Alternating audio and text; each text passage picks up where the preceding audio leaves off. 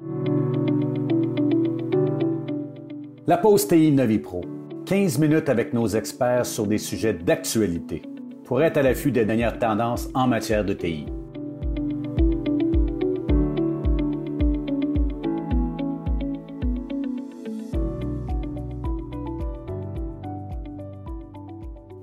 Eh bien, bonjour à tous. En cet 23e épisode de notre pause TI, je me présente Pierre Tocci de NoviPro et mon collègue Dominique Derrier, chef de la sécurité de l'information chez NoviPro. Bonjour Dominique. Bon matin Pierre. Alors, ce matin, nous allons faire un retour sur le mois de la sensibilisation à la cybersécurité. C'était le mois d'octobre. Et toi, Dominique, comme chef de la sécurité de l'information, dis-moi, quel était le but du mois de la sensibilisation à la cybersécurité? On le sait, on le répète dans nos différentes pauses TI, dans nos différentes conférences, la sécurité n'est pas une option et c'est de plus en plus vrai avec le temps de télétravail, avec notre appétit pour le monde numérique. Et l'objectif du mois de la sensibilisation, c'est de sensibilisation à la cybersécurité. Souvent, on dit c'est le mois de la cybersécurité, c'est la sensibilisation à la cybersécurité, où on veut, en tout cas les gens de sécurité veulent aider à faire prendre conscience de ces enjeux de sécurité qui existent au quotidien. Et puis, c'est un enjeu particulier, c'est pas un enjeu, c'est pas une mission d'entreprise, c'est pas pour c'est vraiment pour des individus. C'est vraiment le mois de la sensibilité dans les individus. On va éduquer les gens, on va essayer de leur donner des bonnes astuces, des bons principes. Si tu as des bonnes habitudes dans ta vie quotidienne, on parle de l'hygiène, eh ben, tu vas naturellement le refaire correctement quand tu vas être avec des autres personnes et puis dans ton cadre d'entreprise ou avec tes clients. Donc, en fait, si on retournait à la sensibilisation, c'était pas une question d'éveiller les gens à installer de la technologie ou changer leur technologie. Au contraire. Tout ce que tu me dis, c'est le comportement. Oui, les comportements. Et puis, tu vois, chez NoviPro, j'ai proposé l'idée à Yves Paquette qui a été très bien accueillie. Et puis, en tant que responsable de la sécurité, l'idée, c'était pas juste de transférer des courriels, des bonnes astuces. C'est un mouvement international sur le mois de la sensibilisation à la cybersécurité. Il y a beaucoup de contenus qui sont guidés par les gouvernements. Le rôle d'un gouvernement, c'est de protéger ses citoyens et son économie. Oui. Donc, il y a pas mal de choses. Et l'idée, c'était pas juste de faire du forward d'informations, c'était d'adapter du contenu spécifique pour les personnes qui travaillent chez NoviPro et puis de lancer aussi quelques actions qui allaient durer sur du long terme pour pas que ce soit juste le mois de la sensibilisation, mais que ça ait une portée sur du plus long terme, sur nos actions quotidiennes. D'ailleurs, j'ai vu durant tout le mois d'octobre, toi aussi, tu avais une portée de sensibilisation auprès de nos clients et de la communauté qui nous écoute ou qui nous suivent avec tes bulletins hebdomadaires sur la sensibilisation, attrape, etc., quoi faire, quoi pas faire. Donc, selon toi, est-ce que ça... En fait, j'ose espérer que ça a aidé à sensibiliser, mais est-ce qu'il y a des leçons qu'on doit retenir de ce mois? Est-ce qu'on a été un bon élève ou non? Honnêtement. Écoute, on a toujours envie de voir qui va se faire attraper, qui va un peu regarder, c'est un petit peu le jeu, mais un très bon accueil sur ces 4 semaines du mois de la sensibilisation. On avait fait une campagne sur 4 phases. La première qui était la gestion de vulnérabilité, et je disais on a parti quelque chose qui allait durer dans le temps, où aujourd'hui on a officialisé la création d'une cellule de veille du côté de NoviPro, et donc on envoie des alertes de sécurité, des avis de sécurité à l'intérieur de NoviPro pour pouvoir aiguiller nos clients et pouvoir dire voilà, il y a une vulnérabilité qui est apparue, faites attention parce que celle-là, on la classifie avec un niveau important, on connaît votre contexte, celle-là, faites attention à activer quelque chose.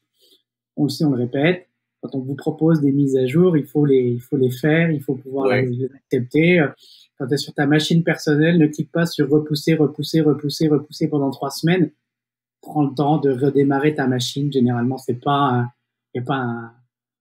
se fait. Ça se fait. Tu fais ça en fin de journée. Écoute, l'équipe TI va te remercier, la sécurité va te remercier, et puis tu auras fait une bonne action en tout cas dans ta côté. Donc accepte les mises à jour. Donc on a fait une première une première communication centrée sur la vulnérabilité et puis qui permet de communiquer sur des grosses failles. Tu vois, il y en a encore une qui va arriver aujourd'hui. Il y a une mise à jour à faire sur Chrome, ton navigateur que j'utilise. Écoute, fais la mise à jour parce qu'il y a des problématiques qui peuvent être importantes. Donc, voilà, on a lancé sur la vulnérabilité dans cette première semaine.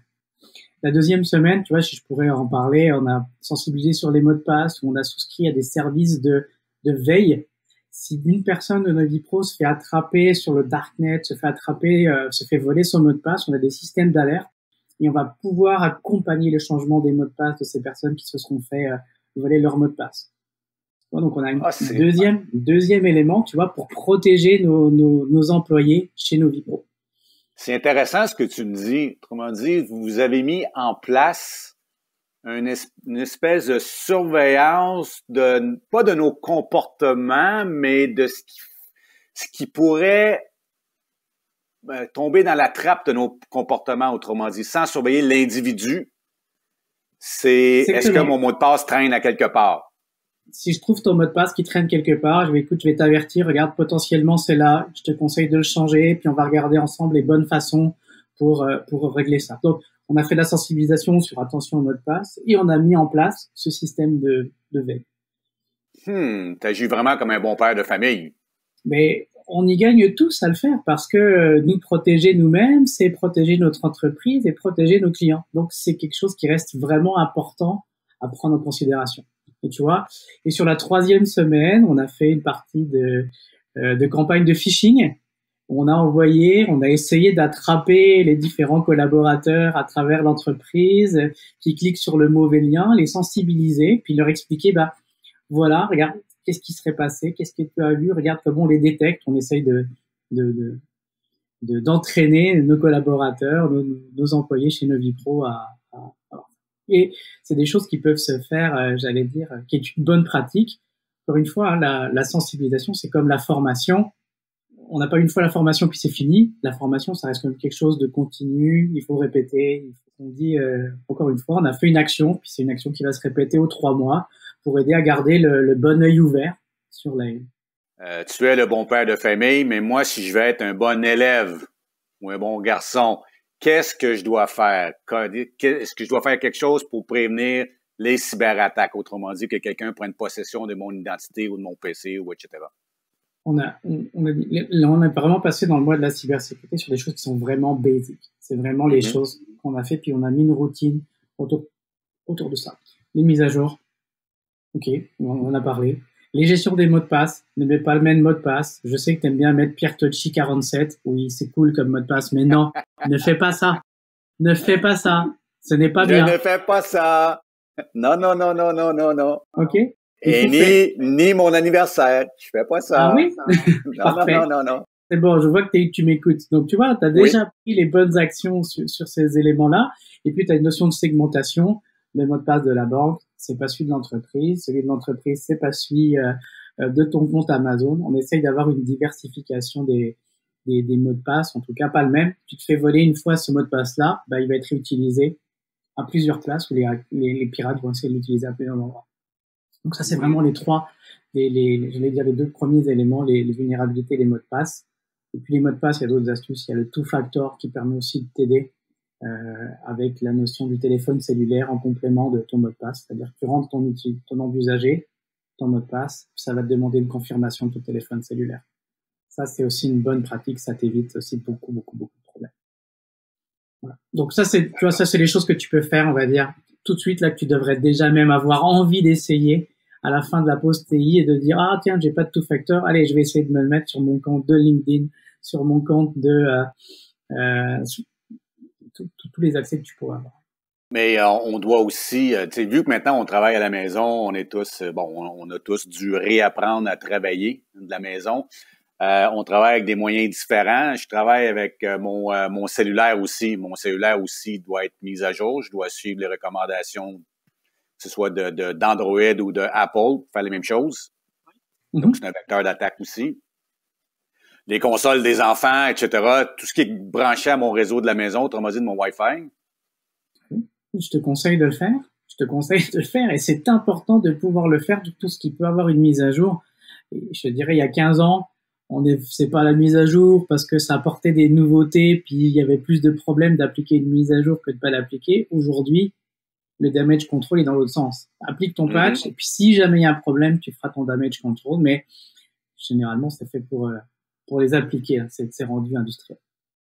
Si je prenais une comparaison du mois de la sensibilisation avec ce qu'on vit depuis le mois de mars, au début, le mois de mars, on a imposé un confinement à la maison. On a tous dit, ça va être difficile, etc., etc. Après ça a été les masques dans les magasins, etc. On s'est dit, pas un petit peu de résistance. Maintenant, genre de magasin, pour moi, c'est tout à fait normal de mettre un masque. Est-ce que la sensibilisation doit venir une normalité dans une fonction informatique? Parce que moi, je regarde au niveau entreprise, dans ce que je fais comme stratégie. Est-ce que la sensibilisation devrait devenir une fonction de l'entreprise ou des TI? Il faut pas prendre pour acquis que, regarde, le masque, tu allais le mettre naturellement. Tu as eu forcément une sensibilisation. On t'a expliqué pourquoi. On t'a dit, regarde, ça va réduire les projections. Même après, on peut avoir tous les débats autour de ça, mais en tout cas, il y a une sensibilisation, une explication, et puis on le fait à tous les niveaux, au niveau des enfants, au niveau des adultes, avec un message adapté. La sensibilisation, la notion informatique, on sait que c'est pas toujours évident. C'est pas tout le monde qui est développeur, c'est pas tout le monde qui comprend comment ça fonctionne en arrière. Donc, ça prend. On n'est pas tous des médecins de l'informatique, tu vois, si on veut continuer notre analogie, mais ça prend de la sensibilisation, de la formation. Ça passe aussi des fois par de la gamification. Je réserve encore une surprise pour clôturer le mois de la cybersécurité pour nos Vipro là, qui devrait arriver là, pour la dernière, ultimement, qui est une sorte de gamification justement, pour aider à fixer ces sensibilisations, pour fixer, à avoir les bons réflexes. Et c'est important d'avoir cette fonction-là à l'intérieur de l'entreprise de sensibilisation, de formation. Ce n'est pas acquis, ce n'est pas inné. Tu es persuadé, un processus, tu peux pas t'attendre à ce qu'une personne, le jour zéro dans l'entreprise, elle connaisse tous les processus. Tu vas être obligé de la former, de lui expliquer pourquoi on fait ce processus-là, dans quel cadre ça s'inscrit. C'est pareil dans la notion informatique. Oui, parce que si je résumais ce que tu me disais, le but de porter un masque en ce moment, c'est pas nécessairement pour protéger la personne qui est à côté ou me faire protéger de la personne qui est à côté. C'est que dans un effet de groupe, ça se peut que par mon comportement, j'aille affecter quelqu'un qui va aller affecter quelqu'un et que globalement, il va avoir une infection. Donc, au niveau de l'informatique, c'est la même chose. Mon comportement pourrait mettre l'entreprise à terre complètement, même si je l'ai pas voulu. Oui. C'est ça la sensibilisation. J'appelle affectueusement cette personne dans mes présentations le pigeon, c'est-à-dire la personne qui sait pas trop, qui a cliqué sans faire exprès, puis qui a mis à risque l'entreprise. Elle le voulait pas, mais son comportement a fait que elle a mis l'entreprise à risque. Et effectivement, c'est pour ça qu'il y a la sensibilisation. On l'a vu, hein, l'attaque, elle va se déplacer tranquillement, pas vite, vers les individus, parce que c'est plus simple à avoir, c'est plus simple à truquer, à lui mettre des barrières, des pièges, parce que on va y tester sa sensibilité à lui. On va mettre de l'urgence. Si c'est urgent, généralement, il faut réfléchir avant de cliquer. Il faut respire là. Tu vois ton courriel qui arrive, on te demande clique urgemment, donne-moi ton numéro de compte parce que sinon tu n'auras pas de paiement par Revenu Québec et que là, respire, voilà, tu respires, tu regardes, tu passes ta souris sur les liens, tu vas voir que c'est pas Revenu Québec, tu vas voir que ça est juste le temps attention, on va réfléchir là. C'est pas parce que c'est du numérique que c'est vrai, hein. Non. C'est pas parce que c'est écrit sur Google que c'est la vérité, d'accord? C'est pas parce que c'est écrit dans ta boîte mail que c'est la vérité. Respire, passe le lien avant de cliquer. Eh bien, merci Dominique, ça a été un entretien fort enrichissant. Ce qu'on doit apprendre du mois de la sensibilisation, c'est qu'on a un exemple vécu depuis le mois de mai, mais le mois de mars. Notre comportement peut affecter les autres, donc c'est la même chose au niveau de la cybersécurité. Donc, adressons ou s'inculquer un comportement qui est, tu appelles ça de l'hygiène, cybersécurité, hein, qui est conforme, va aider tout le monde. Donc, c'est le grand message. Merci pour cette tribune, en tout cas, ce matin, Pierre, et toi.